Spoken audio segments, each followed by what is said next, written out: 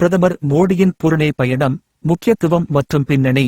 இந்திய பிரதமர் நரேந்திர மோடி, புருனே சுல்தான் ஹாஜி ஹசனல் போல்கியாவின் அழைப்பின் பேரில் 2024ஆம் ஆண்டு புருனேவுக்கு முதன்முறையாக பயணம் மேற்கொண்டிருக்கிறார்.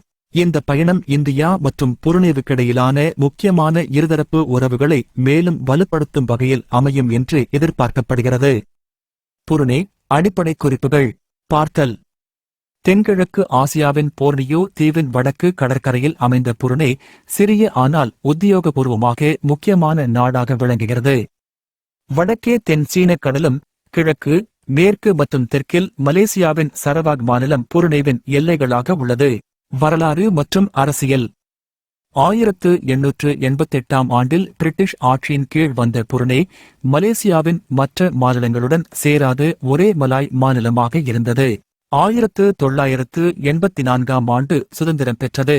தற்போது புருனே காமன்வெல்த் மற்றும் ASEAN தென்கிழக்கு ஆசிய நாடுகளின் கூட்டமைப்பு உறுப்பினராக இருக்கிறது. மக்கள் மற்றும் மொழிகள். புருனேவில் சுமார் 4,60,000 மக்கள் உள்ளனர். இங்கு 2 பங்கு டுசுன், பெலைட், கெடயன், முருத் மற்றும் பிசாயா போன்ற பழங்குடி குழுக்களை சேர்ந்தவர்கள்.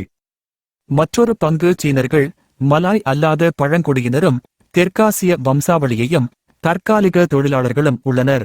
புருனேயின் அதிகாரப்பூர்வ மொழி மலாய், ஆனால் ஆங்கிலம் 2வது பெரிய மொழியாக உள்ளது. சுல்தான் போல்கியாவின் அதிகாரம் மற்றும் செல்வம். புருனே சுல்தான் போல்கியா உலகின் மிகப்பெரிய செல்வந்தர்களில் ஒருவர்.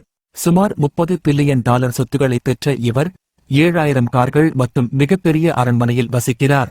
இவர் 1968இல் தனது தந்தை சர் ஹாஜி உமர் அலி சைவதின் பதவியிலிருந்து விலகலுக்குப் பிறகு புருனேவின் அரியணையில் ஏறினார். 1984ஆம் ஆண்டில் அவர் நாட்டின் பிரதமராக நியமிக்கப்பட்டார். சட்டங்கள் மற்றும் சமூகம். புருனே இஸ்லாமிய ஷரியா சட்டத்தை ஏற்றுக்கொண்ட முதல் கிழக்கு ஆசியா நாடாகும். ஒருண சேர்க்கை குற்றத்திற்கு கொலை தண்டனையை உருவாக்கிய நாடாகும். இந்தியா புருனே உறவுகள். கலாச்சாரம் மற்றும் வர்த்தகம். இந்தியாவின் ஆக்ட் ஈஸ்ட் கொள்கை மற்றும் இந்திய பசிபிக் உறவுகளில் புருனே முக்கிய பங்கு வகிக்கிறது. 2012 முதல் 2015 வரை புருனே இந்தியாவுக்கு ஒருங்கிணைப்பாளராக இருந்தது மற்றும் இந்தியா உறவுகளை மேம்படுத்தியது. 2023ஆம் ஆண்டில் இரு நாடுகளுக்கிடையிலான வர்த்தகம் $195.2 மில்லியன் அமெரிக்க இருந்தது. இந்தியர்களின் பங்கு.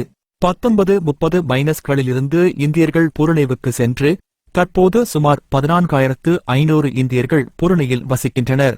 இவர்கள் எண்ணெய், எரிவாயு, கட்டுமானம் மற்றும் சில்லறை வணிகங்களில் தொழிலாளர்களாக பணியாற்றுகிறார்கள்.